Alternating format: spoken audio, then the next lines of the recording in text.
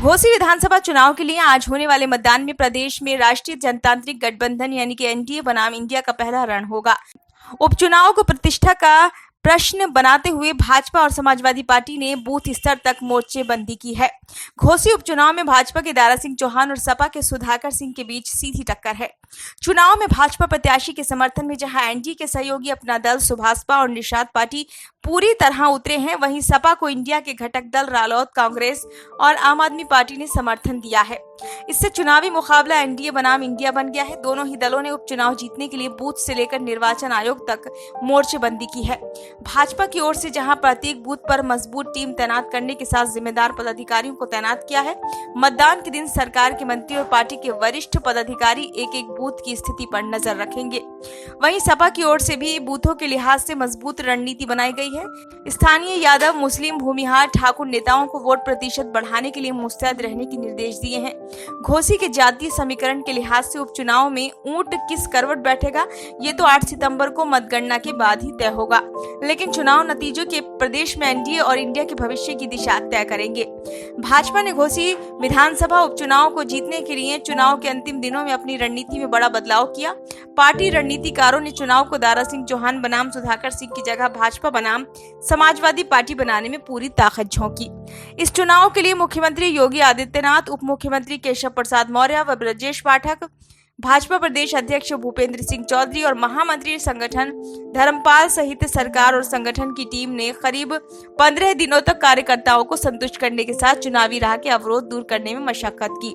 जानकार बताते हैं कि घोसी उपचुनाव में दारा सिंह को प्रत्याशी घोषित करने के बाद भाजपा के कार्यकर्ताओं में खासी नाराजगी थी। वहीं स्थानीय जनता में भी दारा सिंह के खिलाफ असंतोष था। समाजवादी पार्टी की ओर से इस मुद्दे को प्रचारित भी किया गया। भाजपा ने इस नाराजगी को भांपते हुए चुनाव को दारा सिंह बनाम सुधाकर सिंह की जगह भाजपा बनाम सपा करने की रणनीति अपनाई। पार्टी के नेताओं ने कार्यकर्ताओं के बीच भाजपा की प्रतिष्ठा की बात रखते हुए उनकी नाराजगी दूर की। उधर मुख्यमंत्री योगी आदित्यनाथ ने 2 सितंबर को अपनी रैली में विपक्ष के साथ सपा पर सीधा निशाना साधा। योगी ने मऊ दंगों का जिक्र करते हुए जनता को साधने का प्रयास किया। कहा कि घोसी का महत्व वही समझ पाएगा जिसने 2005 के मऊ दंगों को देखा होगा।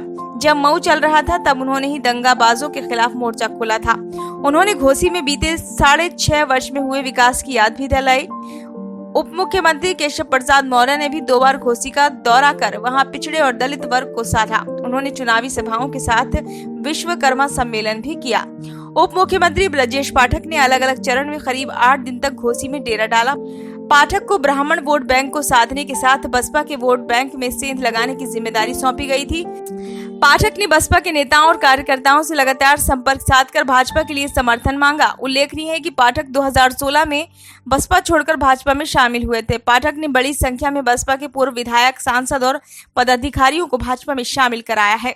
भाजपा प्रदेश अध्यक्ष भूपेंद्र सिंह चौधरी और महामंत्री संगठन धर्मपाल सिंह ने उपचुनाव में न केवल चुनाव प्रबंधन की कमान संभाली बल्कि गली गली वोट भी मांगा।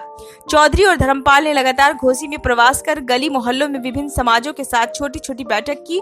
एक और कार्यकर्ताओं को सक्रिय रखा, दूसरी ओर चुनावी राह के कील कांटे दुरुस्त किए। प्रत्येक गली और गांव तक जातीय आधार पर नेताओं की टीम तैनात की। Bureau report, save India.